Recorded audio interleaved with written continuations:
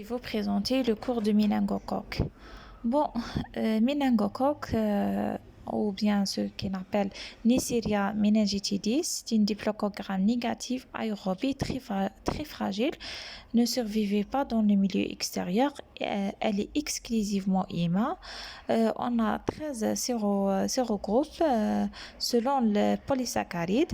Certaines souches sont hyper invasives, donc elle est virulente. D'autres, non, parce que d'autres ne présentent pas la capsule. Donc la capsule, c'est le facteur essentiel de virulence. Méningocoque hautement variable, capable naturellement de transformation et de recombinaison. Donc l'incidence selon l'âge, l'infection invasive à méningocoque comprend deux pics, le premier en première enfance et le deuxième à l'adolescence. Donc la résistance en France, 30% a une sensibilité intermédiaire à la pénicilline, mais reste sensible à ces 3G. Le réservoir est strictement humain, pharynx. La transmission est uniquement directe interhumain par voie aérienne par gouttelette de bifidus. Le risque de transmission dépend de l'importance de l'exposition proche et répétée. Parfois, on a un portage génital qui est exceptionnel avec un risque de transmission maternelle-fœtale en perpartum, c'est-à-dire pendant l'accouchement. Pour la physiopathologie, donc les infections invasives à méningocoque surviennent en plusieurs étapes successives, commençant par translocation de la muqueuse vers le sang, puis la résistance aux défenses de l'organisme, puis éventuel transfert de barrières hémato-méningées. Mais notez bien, cette notion est très importante, que seules les souches capsulées sont responsables de l'infection invasive, parce que seules les souches capsulées qui ont le pouvoir pathogène. Donc parce que la capsule protège contre la dessiccation et la phagocytose par le système immunitaire.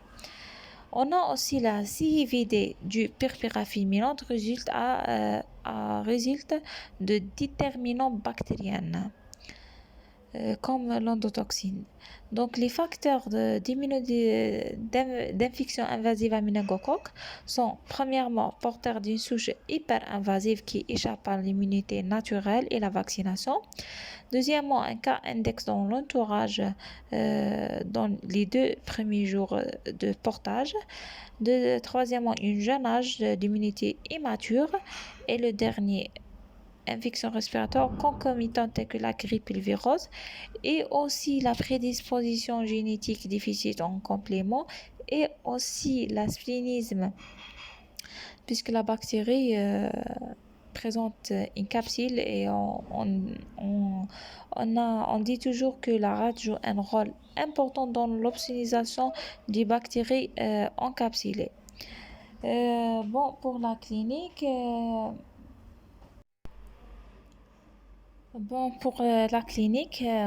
on dit que méningite, 40% sont méningococcémie, la forme typique brutale, syndrome méningifonctionnel et physique. On trouve dans le SIR trouble de pliocytose avec une hyperprotéinorachie, hypoglycorachie, hyperlactatémie. D'examen direct, on trouve des diplococogrammes négatifs. Parfois, des formes atypiques forme en 2 temps débuté par comme une virose banale, puis méningite. Le tableau étant d'autant plus trompeur que les infections invasives méningocoques prédominent en hiver. Chez le nourrisson, on trouve fièvre, troubles de comportement, refus de téter, une hypotonie de la nuque. Forme sans infiltration du LCR, on trouve parfois le LCR normal, mais on trouve à l'examen direct des diplococogrammes négatifs. Deuxième tableau, c'est la méningococcémie aiguë dans le purpure fulminante, 30% 10 malades dont le méningococcémie associée à une méningite et 20% de méningococcémie associée. La méningococcémie, on trouve fièvre, plus arthralgie, plus arthromyalgie, plus dépression, plus purpura vasculaire. Donc, purpura se voit au niveau du membre inférieur.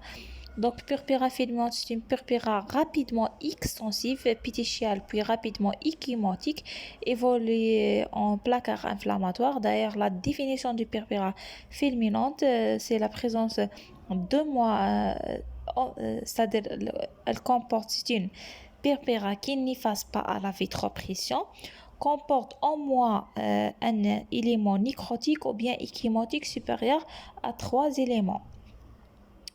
Donc, l'élément nécrotique, c'est en rapport avec les lésions vasculaires et CVD. Donc, évolue vers collapsis et une défaillance multiviscérale. Bon, les autres localisations, c'est les arthrites, soit infectieuses avec culture positive, soit post-infectieuses, c'est-à-dire immunologiques. Les pneumopathies essentiellement se regroupent Y. Les péricardites et la penephtalmie. L'évolution de purpura fulminante sans traitement est mortel par collapsus vasculaire et œdème cérébral et de méningite. 15% des séquelles de nécrose cutanée parfois aboutit à l'amputation. Troubles neurologiques tels que surdité, paralysie oculaire et faciale, atrophie cérébrale, hydrocéphalie, déficit intellectuel. Pour le diagnostic, c'est l'hémoculture, aussi le prélèvement aussi de l'infection PL ou bien biopsie de lésions purpuriques et aussi ponction articulaire et pleurale, aussi l'antigène soluble et le PCR.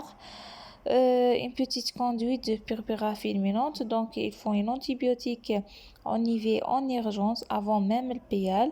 On utilise la ceftriaxone en cas de disponibilité. S'il y a une disponibilité, on utilise cifotaxime. À défaut l'amoxicilline, donc 1 gramme chez l'adulte et chez l'enfant 50 mg par gramme par jour. Si allergie, on peut utiliser fluoroquinone tel que cypropiendivou ou bien la rifampicine et transférer le malade immédiatement en réanimation. La corticothérapie pour méningite à méningocoque est indiquée chez les adultes, n'est pas chez les enfants, pour diminuer l'inflammation parce que l'inflammation est un effet bénéfique dans les méningites parce que il favorisait l'inflammation au niveau du méninge, favorisait la diffusion des antibiotiques. Donc, si on utilise les corticothérapies, il faut avant ou bien en même temps de l'antibiotique, on utilise 10 mg tous les 6 heures pendant 4 jours. Seulement indiqué pour les adultes, oui, les adultes, mais non pas pour les enfants. La corticothérapie indiquée chez les enfants surtout dans le pneumocoque.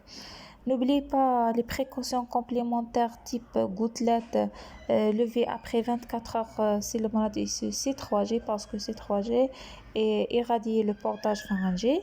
La prophylaxie soit ça par Cipro 500 mg par jour ou bien ceftriaxone 250 mg par jour ou bien la rifampicine 500 x 2 par jour. Donc c'est ça.